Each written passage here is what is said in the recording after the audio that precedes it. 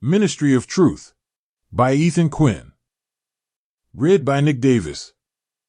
Available on Amazon. Chapter 1. Welcome to the Culture War.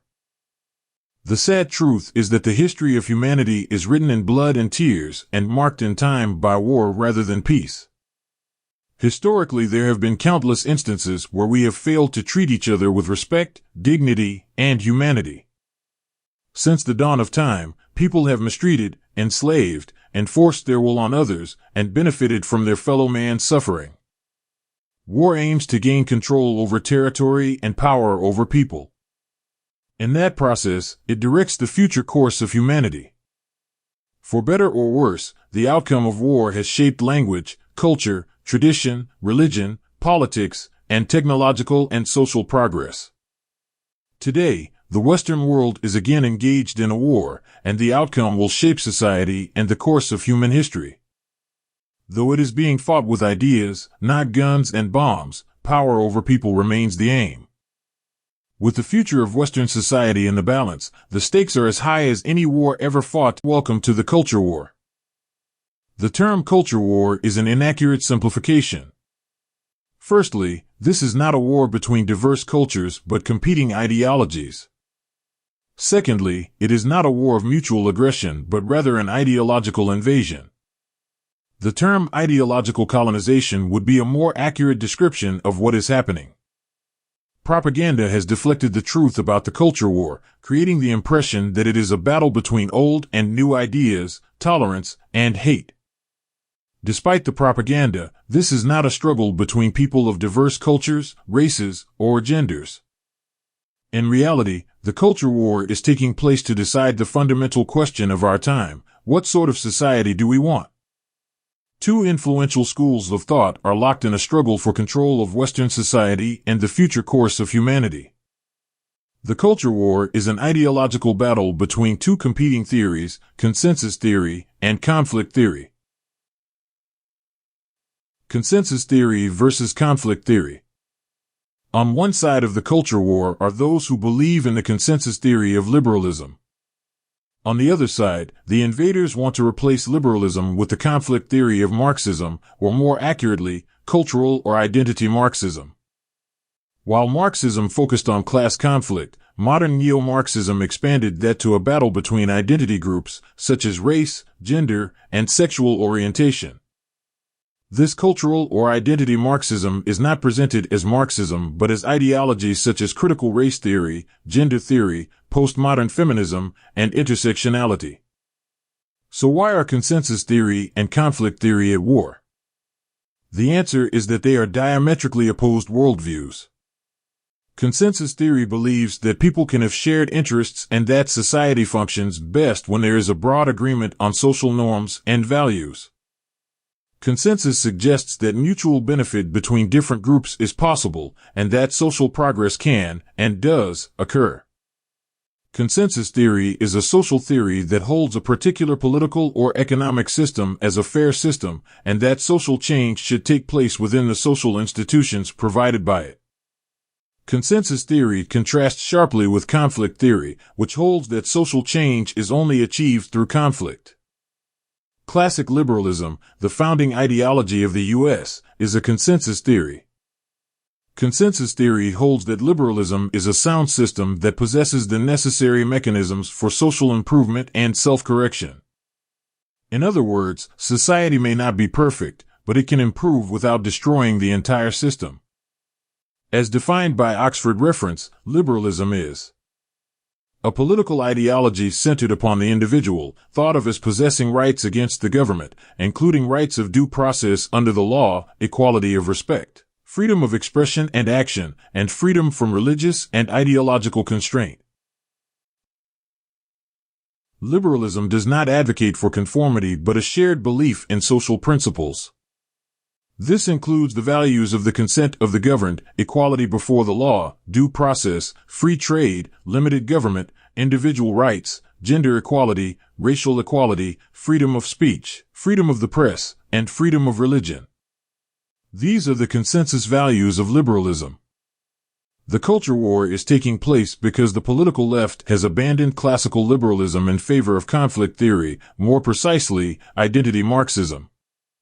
What we know as Marxism is a collection of critical theories on society compiled by Karl Marx. These theories criticize liberal society and the free market economy. While consensus theory says that people can work together to achieve mutually beneficial outcomes, conflict theory says this is impossible because of a divergence in the goals of different groups. Conflict theory, first developed by Karl Marx, is a theory that society is in a state of perpetual conflict because of competition for limited resources.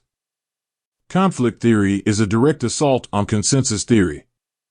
It holds that liberalism is the problem, and the only way to improve society is to overthrow all existing social structures. The goal of conflict theory is not social reform or conflict resolution, but the replacement of the current social system of liberalism. As Thomas Sowell said, the rhetoric of clever people often confuses the undeniable fact that life is unfair with the claim that a given institution or society is unfair. Marxism claims that liberalism is unfair. It minimizes personal responsibility and places the blame for any failure on the system.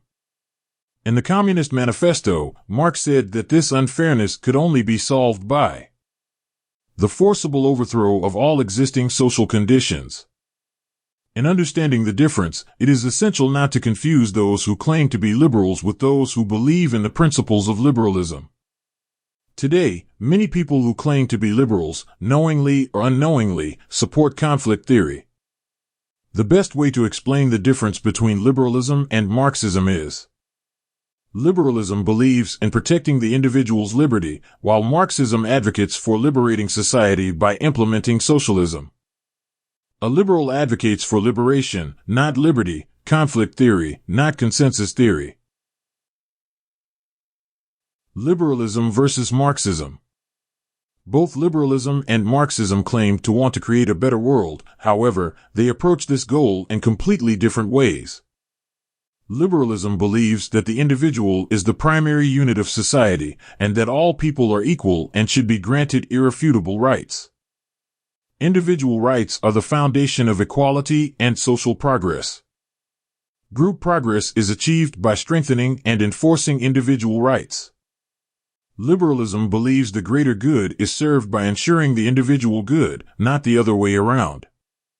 No group can be abused if each individual within that group is fairly and equally protected. Marxism, on the other hand, believes that social progress can only be achieved by the forcible overthrow of all existing social conditions. The fundamental idea of Marxism is that all human history has been a perpetual, zero-sum conflict between classes.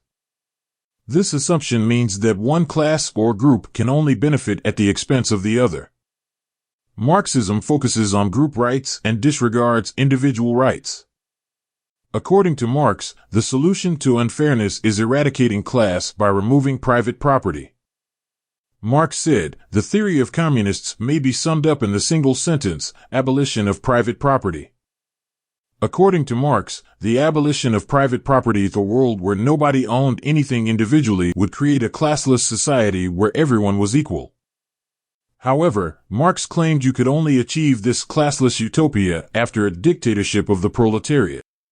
Britannica explains that the dictatorship of the proletariat is the time during the transitional phase between the abolition of capitalism and the establishment of communism. In other words, the aim of socialism is communism. Liberalism and Marxism are incompatible because of how they view individual rights. The abolition of private property is the first requirement for implementing Marxism. Doing this requires destroying individual rights, which are the fundamental principle of liberalism. Marxism reduces the individual to a class member of society.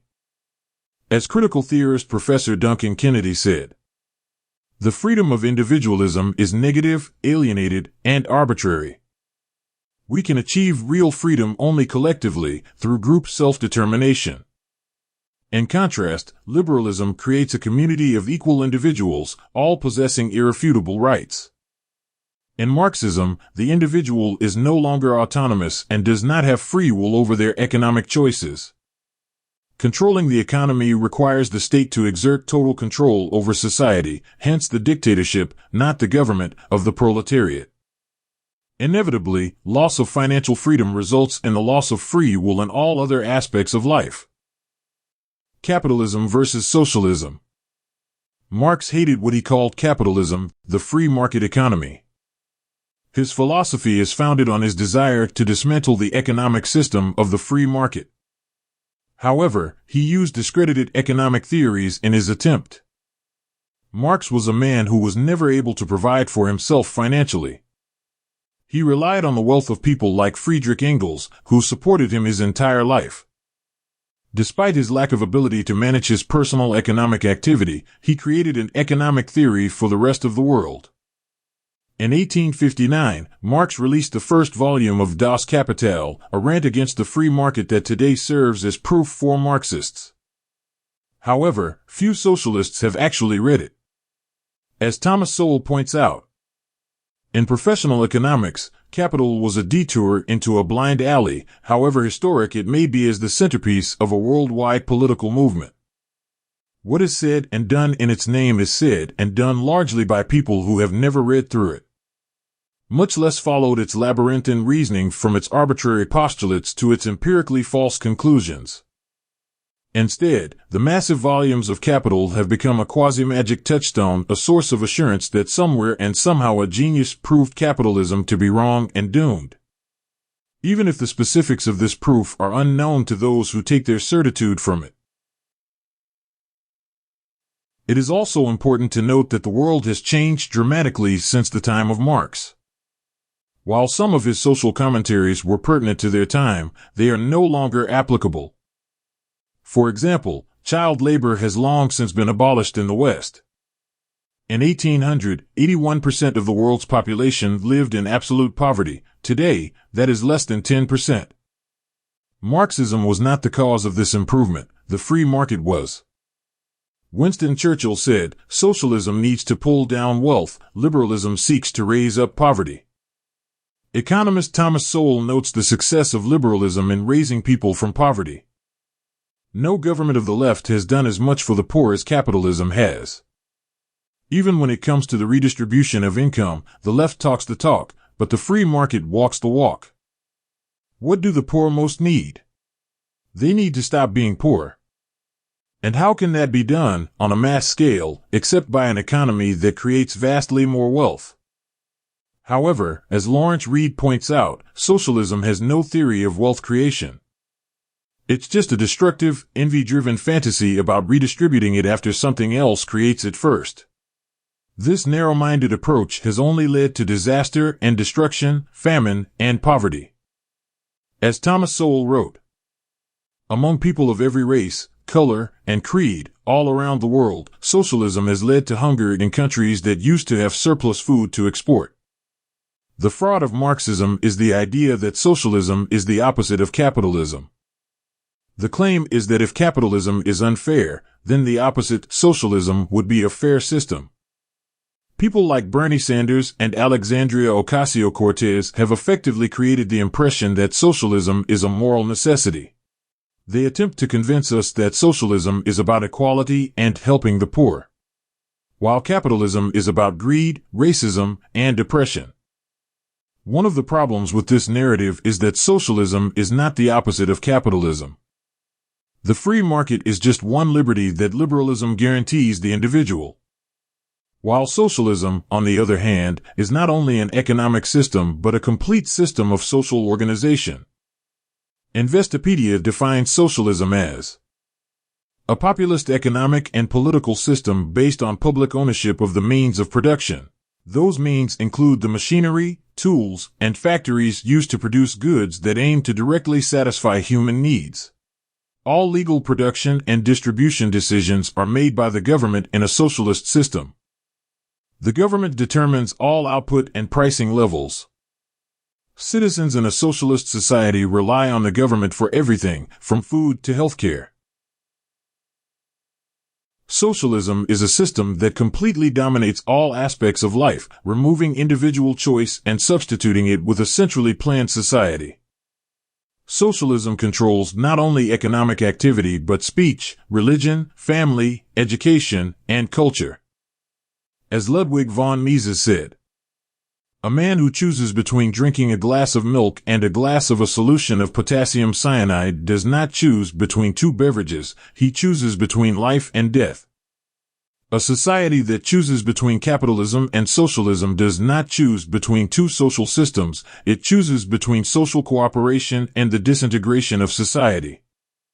Socialism is not an alternative to capitalism, it is an alternative to any system under which men can live as human beings. If capitalism is not the opposite of socialism, then what is? Socialism is a state-controlled economy with no private property rights, regulated speech, regulated education, wealth redistribution, group classifications, identity-based rights, and sovereign state control. So, the opposite would be a free market economy, private property rights, freedom of speech, educational choice, wealth retention, racial and gender equality, due process, and limited government. In other words, the opposite of socialism is not capitalism but liberalism. As legendary economist Milton Friedman said, capitalism is just one of the many necessary conditions for freedom in society. A free economy does not guarantee a free society, but it is necessary to create one. If you think of a car without an engine, your car won't work, but if you only have the engine, you don't have a car. In the same way, for freedom to exist, you need a free economy in conjunction with limited government, freedom of speech, and equality before the law. Milton Friedman pointed out that economic freedom is an essential requisite for political freedom. By enabling people to cooperate with one another without coercion or central direction, it reduces the area over which political power is exercised. In addition, by dispersing power, the free market provides an offset to whatever concentration of political power may arise. The term democratic socialism suggests you can take capitalism out of liberalism while keeping all the other rights and freedoms. However, socialism destroys individual rights, the fundamental requirement of liberalism. Therefore, you can't have socialism and liberalism together. What freedom do you have if you don't have the freedom to keep your own money, to keep your property, to be defined as an individual, and to choose your life course? Limited government versus interventionist government. Liberalism believes in granting power to the individual rather than the state. This is the concept of limited government, limiting the state's ability to impose on the individual's will. As Michael J. Sandel explains, the state should not impose a preferred way of life, but should leave its citizens as free as possible to choose their own values and ends, consistent with a similar liberty for others. As defined by Investopedia, a limited government is one whose legalized force and power is restricted through delegated and enumerated authorities. Countries with limited governments have fewer laws about what individuals and businesses can and cannot do. In many cases, such as the United States, it is a constitutionally limited government, bound to specific principles and actions by a state or federal constitution. The opposite of a limited government is an interventionist or authoritarian government. The left would like us to believe that you can integrate socialism into liberalism. In other words, you can have a free society without a free economy. However, socialism is an entire system for structuring society and is incompatible with the rights afforded under liberalism and limited government. History has proven beyond any reasonable doubt that the opposite of limited government is not freedom but totalitarianism. In 1949, George Orwell wrote his dystopian masterpiece 1984, warning against authoritarianism and the dangers of socialism. In the fictional future England, the official political ideology is Ingsoc, which stands for English socialism. Even before the absolute terror that Marxism would wreak on the world, Orwell realized the inherent dangers of this ideology. He said, "I believe totalitarian ideas have taken root in the minds of intellectuals everywhere." 1984 was Orwell's prediction of where the ideology of Marxism would lead. He said, "I have tried to draw these ideas out to their logical consequences." Orwell knew that socialism would lead to the abolition of freedom and the institution of total social control. In 1984, the protagonist is told by the party that we control life, Winston, at all its levels. Socialism is not about kindness, but about controlling life at all levels. The left claims to be about the emancipation of people. However, its efforts to achieve liberation depend on creating a state-dependent and state-regulated society, the opposite of a liberated society. As Ludwig von Mises said, the champions of socialism call themselves progressives, but they recommend a system which is characterized by rigid observance of routine and by a resistance to every kind of improvement. They call themselves liberals, but they are intent upon abolishing liberty. They call themselves Democrats, but they yearn for dictatorship. They call themselves revolutionaries, but they want to make the government omnipotent. They promise the blessings of the Garden of Eden, but they plan to transform the world into a gigantic post office. Every man but one a subordinate clerk in a bureau. What an alluring utopia! What a noble cause to fight! Instead of removing exploitation, the interventionist or authoritarian government always becomes the exploiter. Without limits to both the personal and economic control the state can exert, citizens are nothing more than enslaved people bound to the will of the ruling elite. What is also highly misleading is the term democratic socialism implies that socialist principles can be implemented by vote. In other words, you can vote a limited government out of existence, along with the rights it protects. However, democracy and socialism are at odds with each other. As Alexis de Tocqueville pointed out almost 200 years ago, democracy extends the sphere of individual freedom, socialism restricts it. Democracy attaches all possible value to each man, socialism makes each man a mere agent, a mere number. Democracy and socialism have nothing in common but one word, equality. But notice the difference. While democracy seeks equality and liberty, socialism seeks equality in restraint and servitude. Recently, members of the ruling Socialist Party in South Africa, the ANC, stated that they want the party to resolve to change the country from a constitutional democracy to a parliamentary democracy. A fancy way of saying they want to establish a dictatorship. A parliamentary democracy would be ruled by decree, with no regard for the individual rights enshrined in the Constitution. Limited government is a principle aimed at preventing this abuse of power by setting fundamental rights outside the government's sphere of influence. While political power can change hands, the majority of the day cannot use this power to oppress others because the power of the government is limited. In 1943, Robert H. Jackson explained why limited government is vital to safeguarding against totalitarianism. One's right to life, liberty, and property, to free speech, a free press, freedom of worship and assembly, and other fundamental rights may not be submitted to vote. They depend on the outcome of no elections. Socialism is not compatible with the fundamental rights afforded under liberalism. For example, in the Communist Manifesto, Marx set the abolition of private property as the first condition for implementing socialism.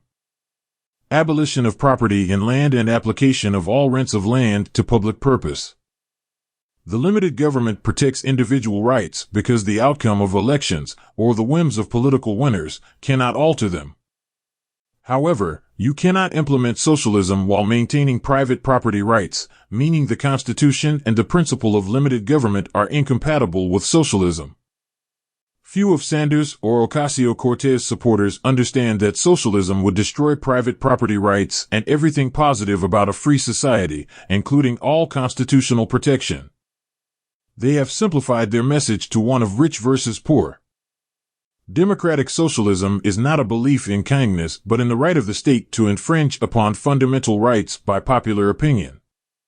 Under democratic socialism, your rights are only protected to the point that violating them does not benefit the state.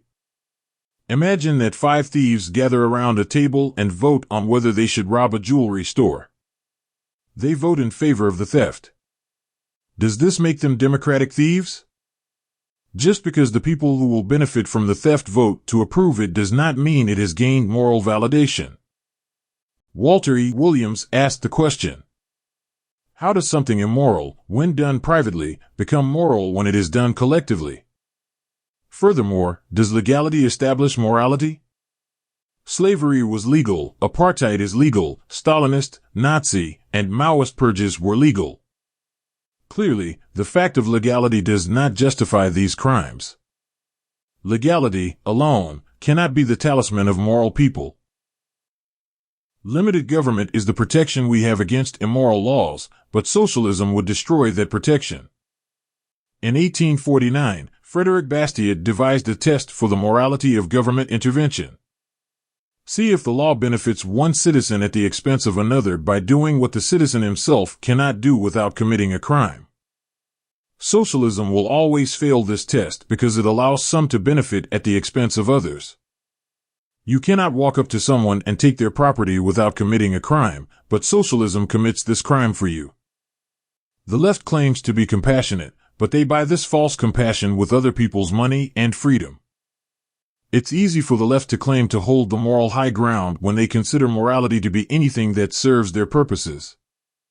Socialism advocates for a government that removes free trade, destroys private property rights, limits free speech, and redistributes wealth. This government uses the wealth some generate to keep the rest dependent for their every need. The culture war is taking place because under the guise of misleading terms like social justice, inclusion, anti-racism, and equity, Marxism is attacking the foundational principles of liberalism. The ideological struggle between liberalism and identity Marxism will determine the fate of the Western world. The future will either be free under liberalism or oppressive under Marxism. Society must choose to believe that all people are equal and that the state may not infringe upon individual rights. Or we must accept that our identity determines our value and give the state control over all aspects of our lives. Welcome to the Culture War.